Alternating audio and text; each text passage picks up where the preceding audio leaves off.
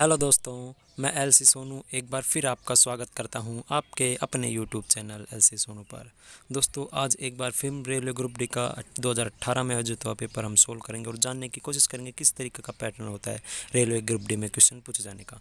आप देख सकते हैं यहाँ 18 सितंबर 2018 को आयोजित हुआ एग्जाम है लेवल फर्स्ट यानी ग्रुप डी का। चलिए इसको देरी न करते शुरू करते हैं और देखते हैं किस प्रकार का पैटर्न होता है क्वेश्चन पूछे जाने का। और इसके साथ मैं आपको एक बात और बता दूं दोस्तों, इसमें आने वाले जो क्वेश्चन है साइंस और जीके क्वेश्चनों को हम सोल्व करेंगे और साइंस में जो महत्वपूर्ण न्यूमेरिकल हैं उनको भी सोल्व करेंगे और न्यूमेरिकल को सोल्व करने का सबसे आसान तरीका मैं आपको बताने वाला हूँ। तो चलिए देरी ना करते शुरू करते हैं और देखते हैं पहला क्वेश्चन क्या है। पहला क्वेश्चन, 3 विलयनों XYZ की पीएच का मान 2, 11 और 7 है, तो उन्हें हाइड्रोजन आयन सांद्रता के अवरोही क्रम में व्यवस्थित कीजिए। देखते हैं दोस्तों इस प्रकार क्वेश्चन को किस प्रकार सोल्व करेंगे। दोस्तों, जो पीएच का जो फॉर्मूला होता है पीएच बराबर -log H प्लस आयन, ठीक है, ये इसका फॉर्मूला होता है और इसको सोल्व कर देंगे तो हमारा जो हाइड्रोजन आयन की सांद्रता आ जाएगी। इसको किस प्रकार सोल्व करेंगे देखिए दोस्तों, सबसे पहले हम क्या करेंगे कि जो x के लिए सबसे पहले हम निकाल लेते हैं। तो x के लिए हम निकालेंगे तो किस प्रकार से, जो x का मान है वो कितना दिया है 2, तो pH का मान हम रख देंगे यहाँ पर 2। ये x के लिए निकाल रहे हैं हम, 2 बराबर -log H प्लस, ठीक है। जब माइनस इधर जाएगा तो इधर प्लस हो जाएगा और इस तरफ माइनस हो जाएगा, यानी -2 बराबर log ये। और जो आधार होता है वो आधार हमेशा 10 होता है log का, ठीक है। log का आधार कितना हो 10, ठीक है। और जब यहाँ से log हटेगा तो इधर बचेगा सिर्फ H प्लस आयन और दूसरी तरफ क्या लग जाएगा, जो 10 है ये तो आधार बन जाएगा और ये ऊपर माइनस घात, और ये इसके मात्रक होगा मोल प्रति लीटर, यानी कि H प्लस आयन x के लिए कितना हो जाएगा 10 के पावर -2 मोल प्रति लीटर।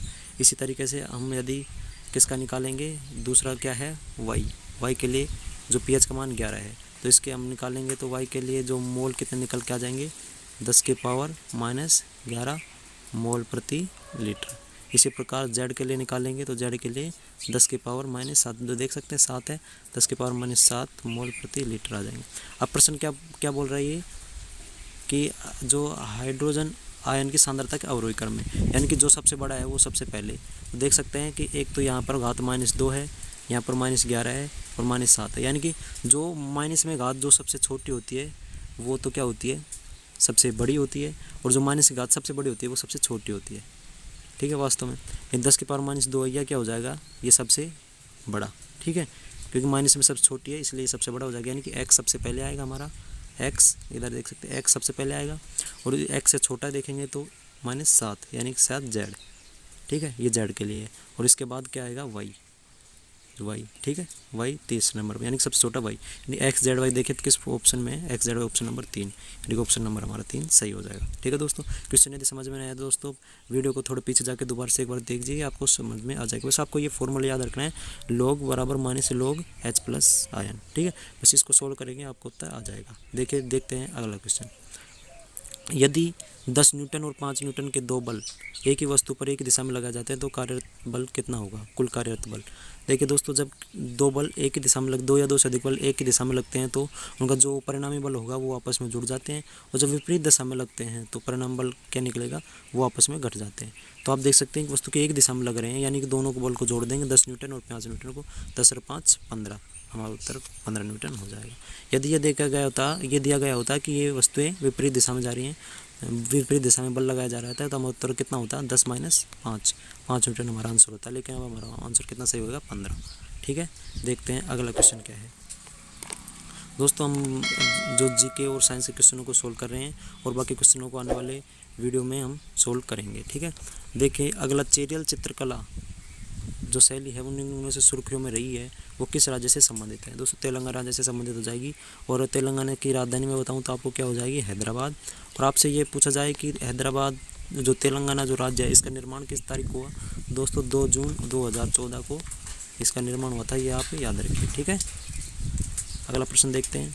अगला प्रश्न क्या है, अगला प्रश्न है निम्नलिखित में से किस तत्व में उच्च आयनीकरण ऊर्जा है, ठीक है दोस्तों। तो इसका उत्तर हमारा हीलियम सही हो जाएगा, क्योंकि जो भी नाभिक है, ये मान लीजिए नाभिक है और इसके बाहर में कक्ष है, तो जिस भी परमाणु का जो इलेक्ट्रॉन है नाभिक के जितने नज़दीक होगा उसका उच्च आयनीकरण ऊर्जा उतनी ही अधिक होगी। तो हीलियम में क्या होता है, जो पहली नाभिक जो शुरू में तो ये नाभिक है और नाभिक के बाहर जो पहली कक्षा इसी के अंदर दोनों इसके जो इलेक्ट्रॉन है वो उपस्थित होते हैं, जिसके कारण नाभिक और इलेक्ट्रॉन के मध्य ज़्यादा बल लगता है, इसलिए इसकी जो उच्च आयनीकरण ऊर्जा होती है।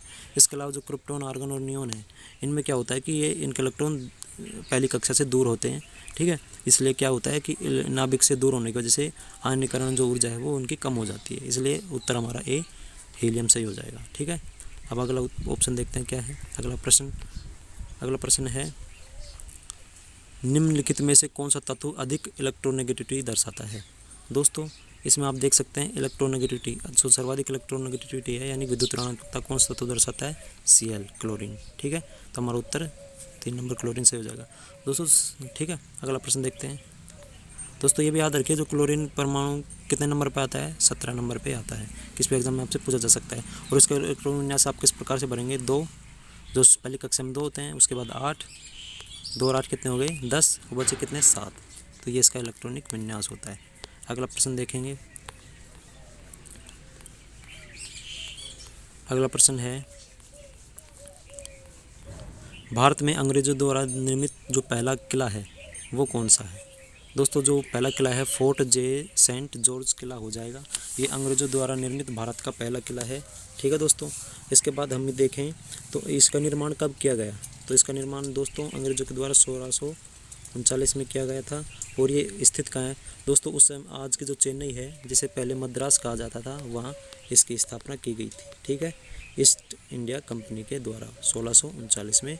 और चेन्नई जिसे पहले मद्रास कहा जाता है, यानी तमिलनाडु, ठीक है। अगला प्रश्न देखते हैं क्या है। अगला प्रश्न है, ब्रिटिश सरकार ने कुख्यात रोल टैक्स अधिनियम कब पारित किया। इस अधिनियम के बिना मुकदमे के राजनीतिक नज़रबंदी की अनुमति दी गई। दोस्तों आप देख सकते हैं 1919 में इसको क्या दिया गया था, लागू किया गया था, यानी जारी किया गया था, ठीक है। अगला प्रश्न देखते हैं, 2 सतहों के बीच सतह की अनियमितताओं के परिणामस्वरूप खालिस्तान होता है। दोस्तों 2 सतह हैं, इनके बीच जो अनियमितताओं के कारण जो बल लगता है उसे क्या कहा जाता है, घर्षण बल, ठीक है। तो इसका उत्तर हमारा क्या हो जाएगा, घर्षण हो जाएगा। अनियमितताओं के परिणामस्वरूप घर्षण होता है, ठीक है। अब देख सकते हैं इसका उत्तर घर्षण सही हो जाएगा। अब अगला प्रश्न देखें तो 2018 में national bank for agriculture and rural development NABARD ने जलवायु परिवर्तन के लिए अपना पहला केंद्र शुरू किया है। यह किस शहर में प्रारंभ किया गया है। दोस्तों लखनऊ इसका उत्तर हो जाएगा। और लखनऊ किस राज्य की राजधानी है, यूपी की, ठीक है। इसके अलावा आपसे पूछा जाए कि लखनऊ किस नदी के किनारे स्थित है, दोस्तों हमारा उत्तर हो जाएगा गोमती नदी के किनारे स्थित है, ठीक है। अगला प्रश्न देखते हैं। अगला प्रश्न क्या है, कौन से राज्य ने भारत के पहले विलेज ऑफ बुक्स का उद्घाटन किया है और उसे सार्वजनिक रूप से पढ़ने के लिए खोल दिया है। दोस्तों इसका उत्तर हमारा महाराष्ट्र सही हो जाएगा। और महाराष्ट्र की राजधानी आपसे पूछ जाए तो क्या होगा, मुंबई, ठीक है। और आप ये भी याद रखिए जो मुंबई है वो 7 द्वीपों के ऊपर स्थित है, 7 छोटे छोटे समुद्री द्वीप हैं उनके ऊपर स्थित है, ठीक है। हम अगला प्रश्न देखते हैं।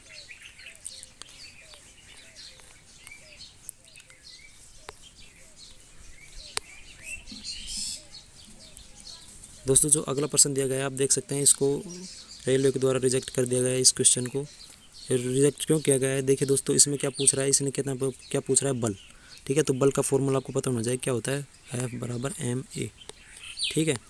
लेकिन इसमें क्या दिया गया है, जो द्रव्यमान है, m का मतलब क्या होता है, द्रव्यमान। क्वेश्चन में द्रव्यमान तो दिया गया है, लेकिन जो एक त्वरण है वो नहीं दिया गया है, बल्कि उसके द्वारा दूरी दे दी गई है। यानी कि यदि त्वरण दिया गया होता तो इसका उत्तर निकल सकता था, लेकिन हम नहीं निकल सकता, ठीक है, इसलिए इसको रद्द कर दिया गया है। हम अगला प्रश्न देखते हैं। अगस्त 2017 में 45वें मुख्य न्यायाधीश के रूप में किसे ने शपथ ली। दोस्तों आप देख सकते हैं इसका उत्तर हमारा क्या सही हो जाएगा, दीपक मिश्रा, ठीक है। दोस्तों ये तो कौन से थे, 2017 में 45वें, ठीक है, 2017 में 45वें। इसके बाद दोस्तों 46 नंबर भी चीफ जस्टिस बन चुके हैं, 47 भी और 48, यानी कि वर्तमान में 48 नंबर के चीफ जस्टिस चल रहे हैं। और बाकी कौन कौन रहे मैं इनको आपका नाम बता देता हूँ। जो 45 नंबर पे थे वो आपको बता चुका हूँ कौन थे, दीपक मिश्रा, ठीक है। इनके बाद जो चीफ जस्टिस बने वो कौन थे, 46वें चीफ जस्टिस थे, और वो कौन थे, रंजन गोगोई, ठीक है, रंजन गोगोई। और इनके बाद जो 47वें बने वो कौन थे, शरद अरविंद बोबड़े, ठीक है, शरद अरविंद बोबड़े। और एग्ज़ाम में यदि आपके एग्ज़ाम में आता है तो वो कौन सा आएगा, 48वां, ठीक है, जो कि कौन से नवीनतम है। और उनका नाम क्या है NV रमन्ना, यानी कि जो वर्तमान में भारत के चीफ जस्टिस ऑफ इंडिया हैं, मुख्य न्यायाधीश हैं, वो कौन है, NV रमन्ना, ठीक है दोस्तों। इसके अलावा आप एक तथ्य और याद रखिए, आपसे ये पूछा जा सकता है कि भारत का जो सुप्रीम कोर्ट है उसका निर्माण, उसका गठन कब हुआ था। दोस्तों वो तारीख आप याद रखिए, 25 जनवरी 1950 को भारत के सुप्रीम कोर्ट का गठन हुआ था। ठीक है दोस्तों, ये NTPC में भी पूछा गया सवाल है। ठीक है, अगला क्वेश्चन देखते हैं। अगला क्वेश्चन क्या है, भारत का पहला शहर जिसमें यहाँ के वाहनों पर उनके द्वारा उपयोग किए जाने वाले ईंधन के आधार पर रंगीन होलोग्राम युक्त स्टिकर चिपकाने की व्यवस्था की गई है। दोस्तों ये किसके द्वारा की गई है, दिल्ली के द्वारा। ठीक है, इसको उत्तर हमारा दिल्ली सही हो जाएगा। इसके अलावा आप याद रखिए कि तो भारत की जो पहली राजधानी थी वो कौन थी, भारत की जो पहले राजधानी थी क्या थी, कलकत्ता।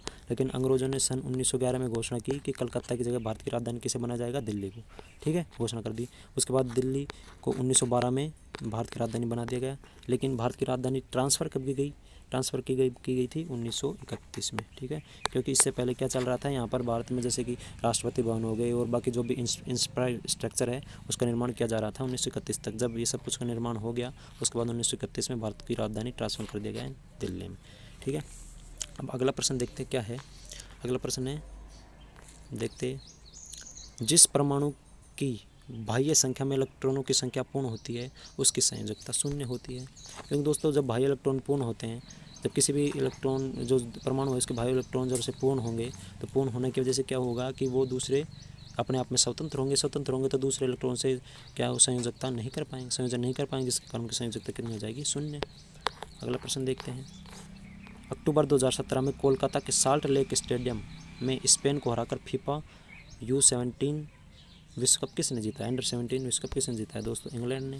देखते आपको पूछा जाए इंग्लैंड के उत्तर हमारा सही हो जाएगा। तो इंग्लैंड की राजधानी क्या है आपको पता होना चाहिए, लंदन। और इसके अलावा आपसे ये पूछा जा सकता है लंदन की जो मुद्रा है वो क्या है, पाउंड स्टारलिंग। ठीक है, पाउंड स्टारलिंग। ठीक है, तो उत्तर हमारा सही हो जाएगा।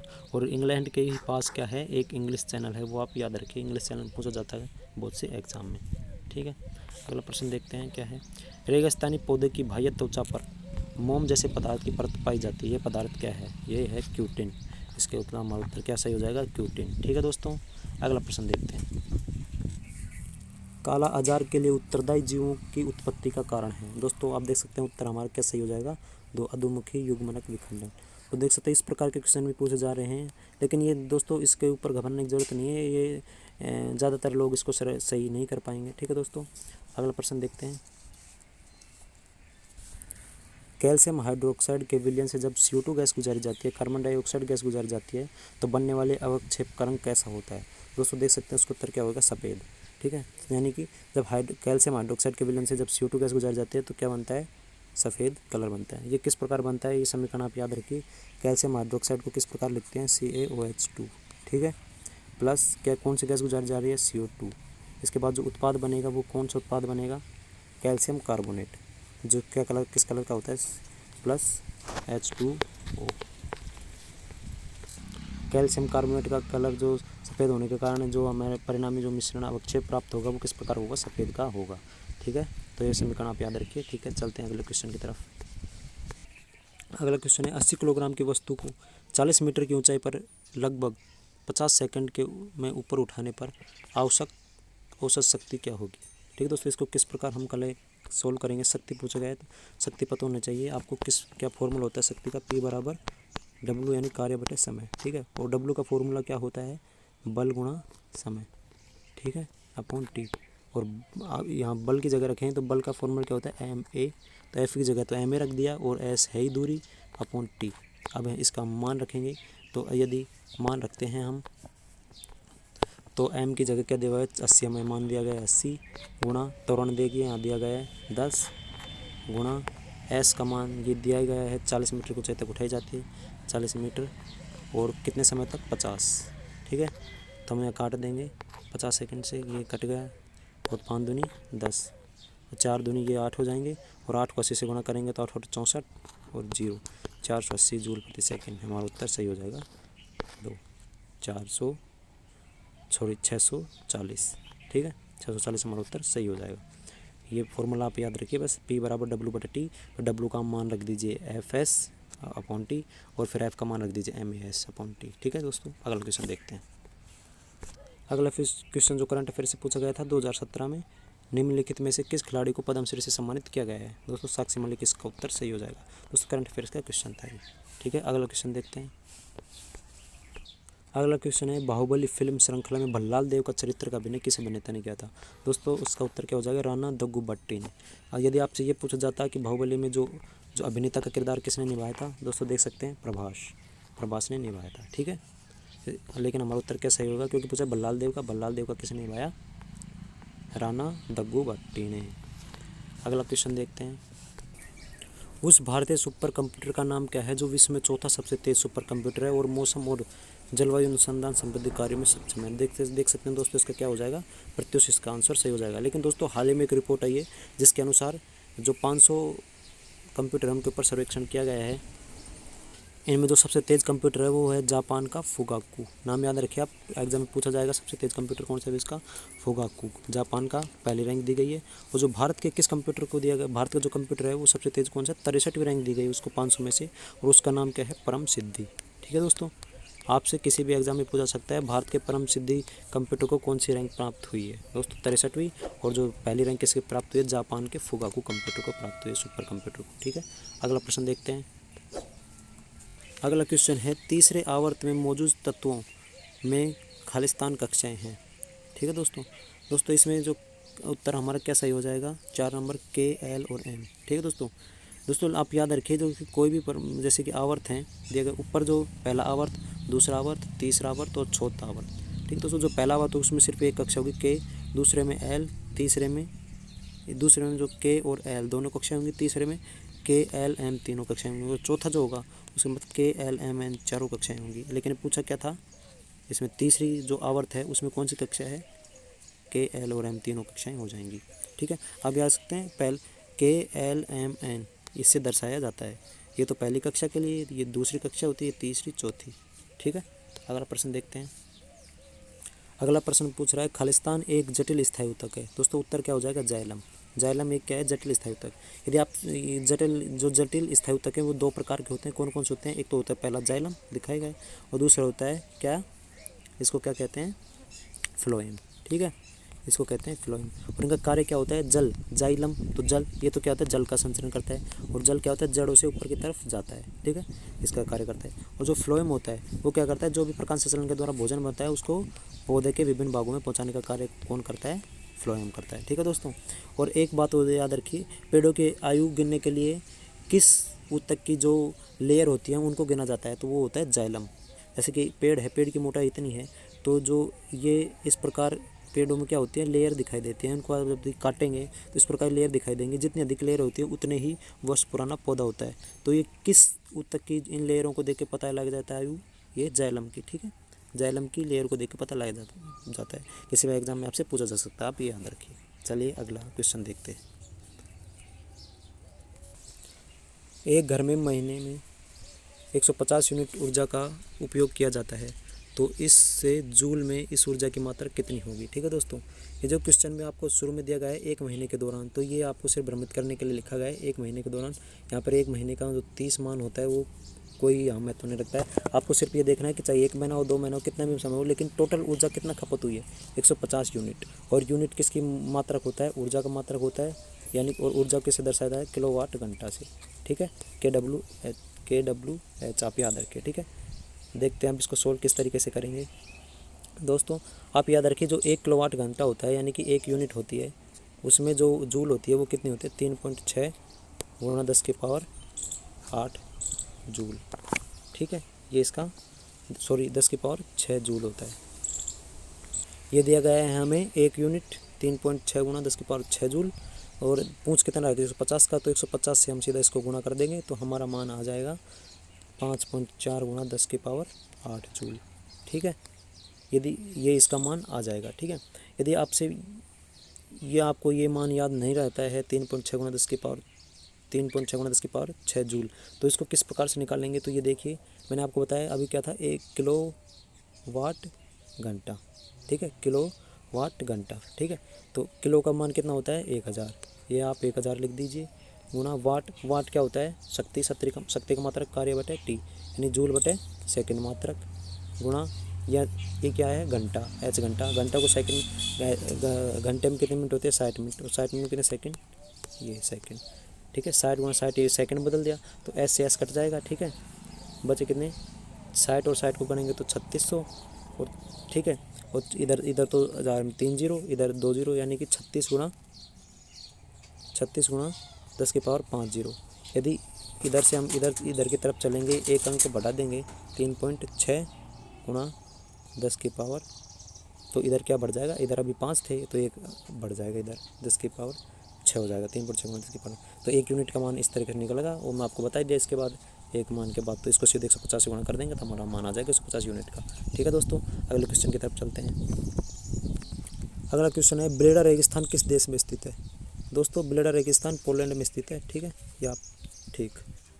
अगला जो प्रश्न है, प्रोटीन की जानकारी प्रदान करने के लिए डीएनए के भाग को खालिस्तान कहा जाता है। जो प्रोटीन की जानकारी प्रदान करता है वो डीएनए के उस भाग को क्या कहा जाता है दोस्तों, उसको जीन कहा जाता है, ठीक है, याद रखिए। आनुवांशिक का जो मूल तत्व है वो क्या है, जीन ही है, ठीक है। और जीन की जो खोज किसने की थी वो आप याद रखिए, जॉनसन ने, ठीक है। जॉनसन नामक वैज्ञानिक ने जो जीन की खोज की थी। अब अगला प्रश्न देख लेते हैं क्या है। अगला प्रश्न है, नीति आयोग के पदेन अध्यक्ष के रूप में कौन कार्य करता है। दोस्तों जो भारत का प्रधानमंत्री होता है वो नीति आयोग के जो पदेन अध्यक्ष के रूप में कार्य करता है। तो इसके अलावा आप ये देख लीजिए, नीति आयोग की स्थापना की गई, कब की गई थी दोस्तों, योजना आयोग के स्थान पर 1 जनवरी 2015 को इसकी स्थापना की गई, ठीक है। और इसकी फुल फॉर्म क्या होती है, नीति, NITI। तो एन का मतलब क्या होता है, नेशनल, ठीक है। आई का institute for transforming India, national institute for transforming India, यानी भारत राष्ट्रीय परिवर्तन संस्थान इसकी फुल फॉर्म हो जाएगी। अगला प्रश्न देखते हैं, त्वरण की विमा होती है। दोस्तों त्वरण की विमा देख सकते हैं, L1M0T-2 होती है। इस किस प्रकार होती है ये ध्यान रखिए। त्वरण को किससे दर्शाया जाता है, ए से, और मात्रा क्या होता है, मीटर प्रति सेकंड, ठीक है, स्क्वायर, ठीक है दोस्तों। इसको किस प्रकार लिख सकते हैं, MS-2, जो नीचे होता है भाग में उसको -2 लिख देते हैं, ऊपर जाता है तब, ठीक है। और जो से विमा होते हैं उसको LMT इसके द्वारा दर्शाया जा सकता है। तो L का मान क्या होता है, लंबाई, तो यहाँ देख सकते हैं मात्रक में M, मीटर लंबाई का मात्रक है, और इसकी घात कितनी है, 1, तो L की पावर 1।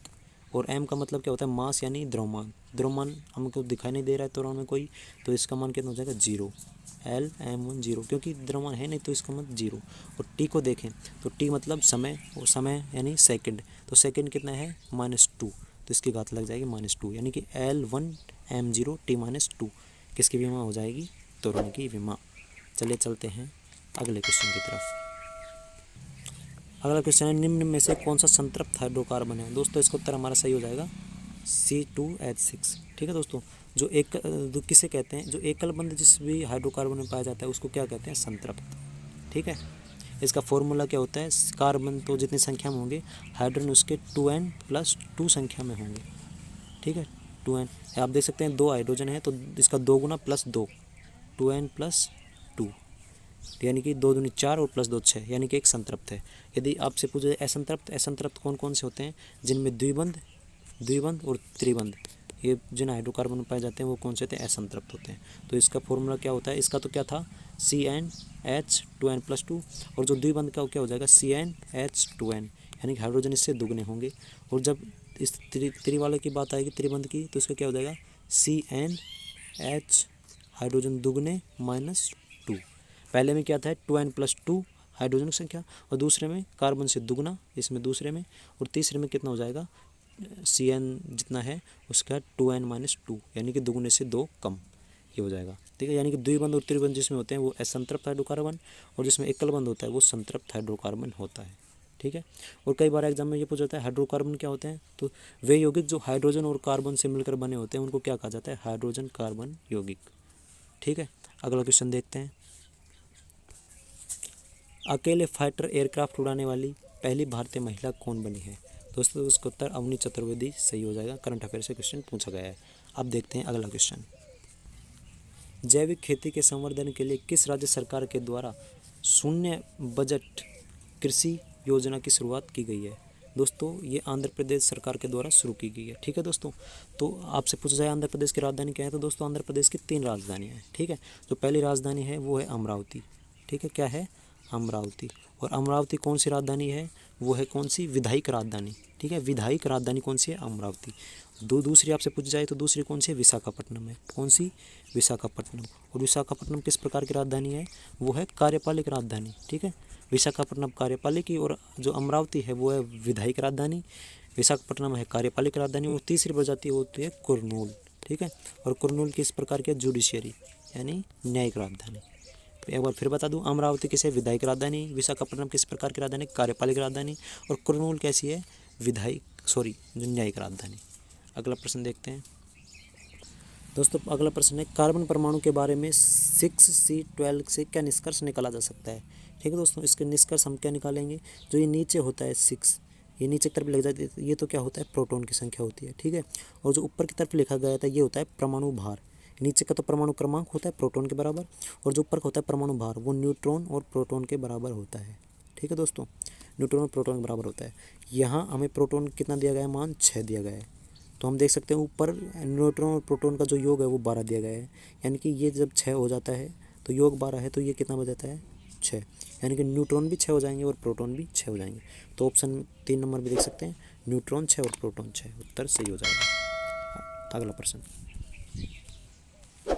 अगला प्रश्न क्या है, स्थितिज ऊर्जा का मात्रक क्या है। स्थितिज ऊर्जा किसके बराबर होती है, दोस्तों स्थितिज ऊर्जा होती है mgh होती है। m मतलब द्रव्यमान, h मतलब गुरुत्व त्वरण, और h मतलब हाइट, mgh। ठीक है, और जो स्थितिज ऊर्जा क्या होती है, 1/2 mv²। ठीक है, इसके अलावा जो fs क्या होता है, ये कार्य का मात्रक होता है, कार्य का जो सूत्र होता है। अगला प्रश्न देखते हैं। अगला जो प्रश्न है वो क्या है, सोडियम से क्लोरीन की ओर जाने पर, सोडियम से क्लोरीन की ओर जाने पर परमाणु आकार क्या होता है। तो परमाणु आकार घटता है, किस प्रकार घटता है ये मैं आपको बता देता हूँ। जो दोस्तों जो सोडियम होता है वो कौन से आवर्त में आता है, जैसे पहला आवर्त इस तरफ है, दूसरा और तीसरा। तीसरे आवर्त का जो पहला तत्व कौन सा है, वो सोडियम है, 11 नंबर पे आता है सोडियम। इसके बाद जो आगे कौन सा आता है, ये 17 नंबर पे कौन सा आ जाता है, क्लोरीन। ये कौन सा है, क्लोरीन, और ये कौन सा है, सोडियम। ठीक है दोस्तों, ये कौन सा है, सोडियम, और इधर कौन सा है, क्लोरीन। ठीक है, जैसे जैसे इस तरफ हैं, इस तरफ जाएंगे तो क्या होगा, परमाणु का आकार घटता है। ठीक है, जब आवर्त में इस तरफ बाईं तरफ से दाएं तरफ जाते तो घटता है, और जब हम किसी वर्ग में ऊपर से नीचे की तरफ जाते हैं तो इसका जो परमाणु आकार होता है वो बढ़ता है। आप ये याद रख लीजिए। ठीक है, और जो घटने का कारण क्या है, किसी आवर्त में बाईं ओर से दाईं तरफ जाने पर घटता क्यों है, क्योंकि जो प्रभावी नाभिकीय आवेश है उसके मान में वृद्धि हो जाती है।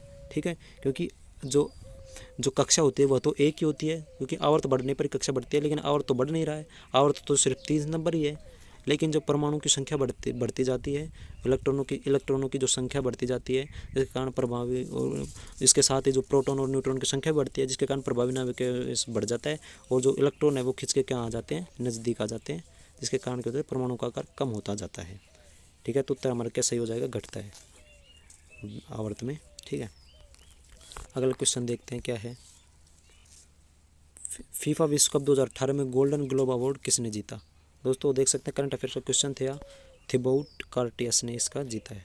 तो दोस्तों अब से ये पूछा जाए कि जो फीफा विश्व कप है 2018 का आयोजन कहाँ हुआ था। दोस्तों इसका आयोजन रूस में हुआ था। और जो फिलहाल के दृष्टिकोण से महत्वपूर्ण है कि फीफा विश्व कप 2022 का आयोजन कहाँ पर होगा, जो किसी भी एग्जाम में पूछा जा सकता है। अब 2022 का आयोजन कहाँ पर होगा, कतर दोहा में होगा। कहाँ पर, कतर दोहा। ठीक है, कतर दोहा में इसका आयोजन होगा 2022 फीफा विश्व कप का। 2018 का कहाँ हुआ था, रूस में। अगला क्वेश्चन देखते हैं, दंत चिकित्सक अवतल दर्पण का उपयोग करते हैं क्योंकि इस पर प्रतिबिंबित होता है आभासी एवं बड़ा। ठीक है, दंत चिकित्सक अवतल दर्पण का उपयोग क्यों करते हैं, क्योंकि दोस्तों इसमें जो प्रतिबिंब होता है वो आभासी बनता है और बड़ा बनता है। बड़ा बनने के कारण क्या होता है कि वो जो भी कमी होती है दांत में वो आसानी से देख पाता है। ठीक है, इसीलिए किसका उपयोग किया जाता है, अवतल दर्पण का। ठीक है, अगला क्वेश्चन देखते हैं क्या पूछा गया है। अगला क्वेश्चन है, विश्व खाद्य पुरस्कार 2018 2 व्यक्तियों ने जीता है। उनमें से एक तो क्या है, कौन है, डॉक्टर डेविड नाबरो, और दूसरे का नाम क्या है। दोस्तों देख सकते हैं दूसरे का नाम लॉरेंस हद्दाद है। ठीक है दोस्तों जो वर्तमान में पूछा जाए, आपसे क्वेश्चन पूछा जाएगा विश्व खाद्य पुरस्कार 2020 तो पहले का था, लेकिन जो विश्व खाद्य पुरस्कार 2020 है वो किसको दिया गया है। दोस्तों भारतीय मूल के एक वैज्ञानिक थे, कौन थे, रतनलाल, डॉक्टर रतनलाल को दिया गया है विश्व खाद्य पुरस्कार 2020। बहुत ही महत्वपूर्ण क्वेश्चन है आने वाले एग्जाम के दृष्टिकोण से। ठीक है दोस्तों, याद रखिए, डॉक्टर रतन लाल को दिया गया है विश्व खाद्य पुरस्कार 2020। इका एल्यूमिनियम को आधुनिक आवर्त सारणी में किस धातु के रूप में नामित किया गया था। दोस्तों, जब मेंडलीफ ने आवर्त सारणी की जब बनाई थी तो उसमें अनेक स्थानों को खाली छोड़ दिया था और घोषणा की थी कि भविष्य में जब नए तत्व खोजे जाएंगे तो वो इन स्थानों पर भरे जाएंगे, और जो खाली स्थान छोड़ा था वहाँ उन्हें इका एल्यूमिनियम जिसका नाम दिया था उसके स्थान पर भविष्य में क्या भरा गया था, गैलियम जो धातु है उसको भरा गया था। इसलिए हमारा उत्तर क्या सही हो जाएगा, गैलियम हमारा उत्तर सही हो जाएगा। दोस्तों, जो सारे क्वेश्चन थे साइंस और जीके के वो समाप्त हो चुके हैं। तो आपको वीडियो कैसा लगा आप ज़रूर बताएं। यदि वीडियो अच्छा लगा तो अपने दोस्तों के साथ शेयर ज़रूर कीजिए। इसके अलावा आप चैनल को सब्सक्राइब कर सकते हैं, और आने वाले वीडियो में हम साइंस की स्पेशल सीरीज़ लेकर आएंगे जिसमें न्यूमेरिकल को सॉल्व करने की कोशिश करेंगे। ठीक है दोस्तों, आपको वीडियो कैसा लगा आप कमेंट कर ज़रूर बताएं। थैंक यू, धन्यवाद। मिलते हैं अगले वीडियो में।